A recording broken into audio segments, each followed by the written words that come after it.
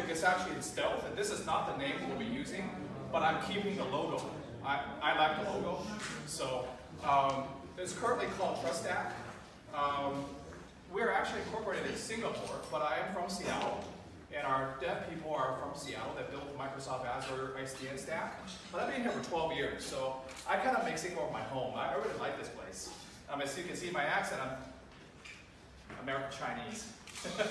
All right, so to start with, this is Satya Nadella's quote from last year. This is what, basically in one sentence, what Microsoft's strategy is for how to evolve their company and how to evolve the world of computing. So what you'll see in the future is that you envision you're using an application, but it's always with you. Regardless of where you are, it's always close to you. Whether that data is moved to your phone, whether you travel on another plane and maybe on the IFC on the plane, but the idea is that the whole world is a single digital computer, and that it kind of becomes a part of your identity. But you know, I really like this quote, but technically and the business model wise, it's not working. So I admire what he says, but there are some significant challenges in terms of current technology stack, and particularly the business model to make that come true. And we believe we actually solved the significant piece of both the technology stack and the business model. Okay? All right, so our project is actually cloud computing, and I'm not sure if you guys are a cloud computing expert here, but I'm going to give you like a 30-second overview of what that is. Use an application like Netflix or Uber. That application is actually very complicated in the back end. It goes into the cloud. It doesn't mean it's really easy or it disappears. There's a whole back end of multi-billion-dollar sets of data centers and developers and DevOps people and just overall people that needs to make that happen. And this is the current technology stack. So when Amazon and Microsoft started building the cloud, they started with virtual servers. So everything they built since then ended up being built on top of one another.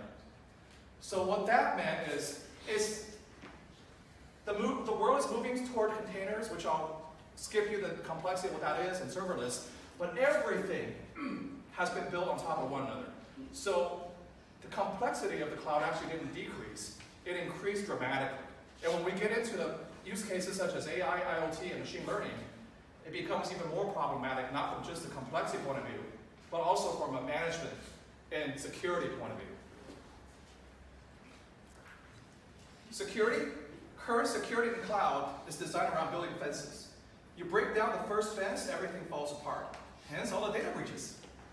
I will skip you the everything else because I only have 15 minutes. So, but if you want to talk more later, we'll talk. But there's a problem. The world wants to move their apps closer. They want their apps to perform faster. To get there, we meet the challenge of the light speed.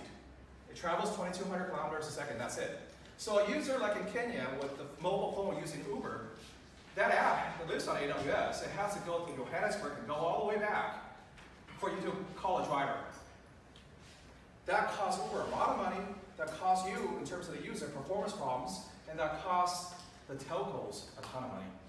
It doesn't work for applications such as autonomous driving, augmented reality. All those things on the right that you see won't work because you need a continuous real-time performance of less than 50 to 100 milliseconds. Typically, we would like to see them probably sub 10. That's the limit. That's a hard physics limit that requires you to place computing very close to the user. But this is Amazon today. They have 100 data centers. All the red, they don't cover that. So what you're seeing is a very good, interesting use cases in Indonesia. If you're doing anything in Indonesia from an app perspective, the performance is terrible, and app developers are paying a lot of money to get to Singapore or get to even the US for your WhatsApp to come back. And those 45% of developing areas in the world, you can't be building $2 billion data centers, right? Currently, there's no critical mass to even support that. So what do we do today? We kind of, if I'm an app developer enterprise, I kind of pick and choose different small providers back and forth. So an app developer used to buy 4.8 different cloud providers to make their app work. They have to buy 26 different security products, of which a lot of them have become security problems themselves. They have to deploy 20 tools to orchestrate all this. and the staff that's required. So just to give you an example, cloud developer at Amazon today, we have to pay them $600K a year in Seattle. That just tells you there's a brain drain, even at that level, the cloud provider level. Enterprise don't have that talent. What do developers, enterprise really want? They just want their apps to run, right? They just want it. Put their code out there, it runs, and they don't have to worry about it. What do customers want? I want my next cool game, an AR game. I want a performance. Currently, the best thing we came up with is Pokemon Go, because we just don't have that type of technology or the proximity to the user for computing yet today. Okay, so one last slide on what's wrong. This is the business model. The business model is broken. If you look at the left, all the telcos, they build all of that. They make absolutely $0 from cloud computing, because all the revenue for cloud app computing goes to Amazon and Google. No, actually, sorry, Amazon and Microsoft. They control 80% of that $350 billion, which means the carriers are losing out a significant amount of their user base possible revenue because they can't monetize it. Because app developers want a global presence. Like companies like Singtel, they're local here. So there's no way for us to, for an app developer to provision a Singtel cloud instance, because it's just not going to reach the right users. I'll skip on this. This is serverless. So today we're talking about virtual servers. People just want to abstract away all the complexity. They want to go to serverless. It's going to be a $60 billion market. Uber, Netflix, all these big guys are moving completely to serverless, but AWS and Microsoft just don't work. They have to build their own. So what we built a distributed cloud fabric to kind of, this is our tech piece, and I'll get to the business model piece later. But it's basically a simple software that's real time, it's smart, it's very simple, and it's very secure. Basically, we build a software that you install on your server, and it competes with each other for the job. You put them all in a node, and whomever finishes it first wins. That ensures, in most cases, it's the closest user. In most cases, it's the closest node and the fastest node that completes the job. This thing is completely plug and play. You just put it in there and it runs. You can just push your code over to the node. You can install it in your own private cloud. You can install it on AWS. You can install it anywhere. It's actually based off of smart contracts. This is our use case for blockchain, which is weird because the funding model for blockchain doesn't work for our product, but the technology does. So currently it's blockchain agnostic. We're running on EOS, but we can abstract that away and use like Infinity, whatever. But the main thing I want to call out here is that every execution on the platform is a smart contract, and it's very, very easy to deploy. This is how it does it. I'll just animate it for you. First guy raises his hand, gets the job, execute it, goes to our API, it gets sent back to the client. Very easy. It's a competition. Now, with that being said, we've decided security from an execution point of view based off of zero knowledge and interactive proof, which means that those don't know what they're executing is right or wrong. If they executed something wrong, we remove them from the mesh. I'll skip all of this because we're out of time. I want to get to the business model of what we're doing. So our platform is actually built for the future. It's serverless, microservices native, but it still supports monolithic applications. And we have an open platform. There's no vendor lock-in in our platform like AWS or Microsoft. Okay, this is a patent pending on our platform. I just want to let you know a little bit about what contextual routing is, because it's something really new to cloud. Only we have it. Amazon doesn't have it. Today, if you want to find an AI or machine learning node, you have to buy it from Amazon. You have to provision it. You have to also then put the software on it and run it. In our platform, it's one line of code. You can actually put this on your code so that it will just find the next node that have it. You don't have to do all the orchestration anymore. Now, one thing that some of you finance people might find interesting is this use case is good for GDPR. Because you can just put, I want to execute this only in Germany. That's all you need to do. You don't need to do anything else. Another patent pending, this is called a trust domain.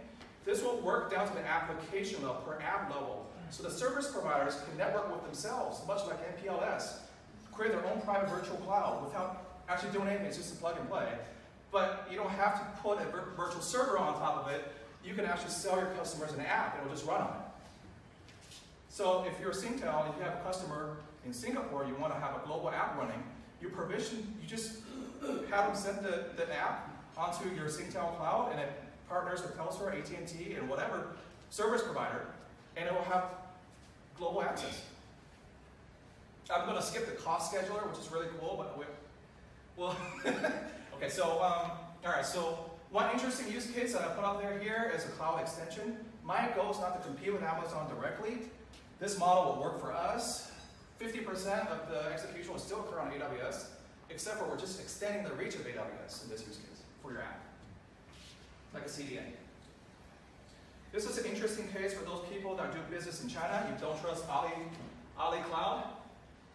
You put a Trust Stack instance on Ali Cloud, and it masks the execution and provides your data privacy. So the Chinese government can see what you're doing. Okay? We're also, there's no cold starts like serverless. It's wire speed plus network time. It's plug and play like I mentioned. So for the telcos out there, service providers out there, you can have your guys just put this stuff in your environment. It just runs. So this stack is the technical innovation that will actually enable service providers to play in the cloud space like they haven't been able to before.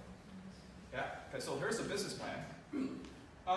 Notice all the small dots, right? So we would like to dot the world with Trust Stack nodes that are very close to the user. They don't have to be big data centers. They just need to be a rack within a local area that services 25,000 Singtel customers, for example. So when you're using your app, now you're very close to the user, but you're also very close from the user perspective to another user. So if you can then enable applications like VR for our user to play with one another without going back to a centralized cloud. We think this will be very disruptive to the cloud space, and it's going to be very disruptive from the business model perspective. Okay? The core 4 pillars for our ecosystem, we're going to build a public cloud, we're going to open source our software for enterprise and service providers, we're going to sell hardware that runs this cloud platform, and we're going to open an open world app marketplace. It's going to be completely open for developers to develop their apps on. Okay? Again, partnerships are probably going to be 65% of the compute within our platform. 35% we probably are going to seed initially for the critical mass to actually get people to move to our platform. This is the business model. We'll give the service provider 70% of the execution that occurs within their premise. Now, what's interesting about this one is that once we get critical mass, it significantly alters the cloud space because now we're allowing service providers to actually finally monetize their users for cloud consumption. So today, the 4G drop for AT&T might be $50. If they're going to be able to monetize the applications that the users are consuming, the monthly intake for the service provider might double to $100. Okay? Why invest in us? This is why. We live and breathe cloud. I live in Singapore. The company's incorporated here. We are very well aware of the explosion for cloud app space in the next 10 years in Asia. It's actually going to be the biggest growth market in the world for cloud consumption. And we have very deep market connections within the industry. Okay? A little bit about myself.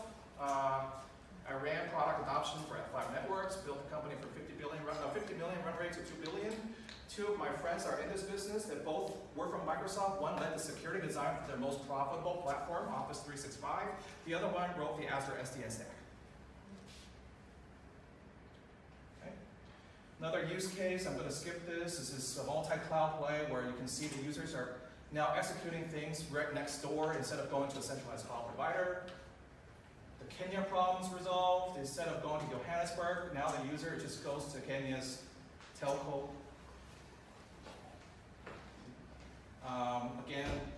We're going to go after developers in our first phase because the platform is actually very easy for developers to run their apps on. It's integrated with Git and Jenkins, and you can just put your code on there and it runs. We're going to have approximately 600 beta participants, and we're already doing POCs with enterprises and a couple of carriers already.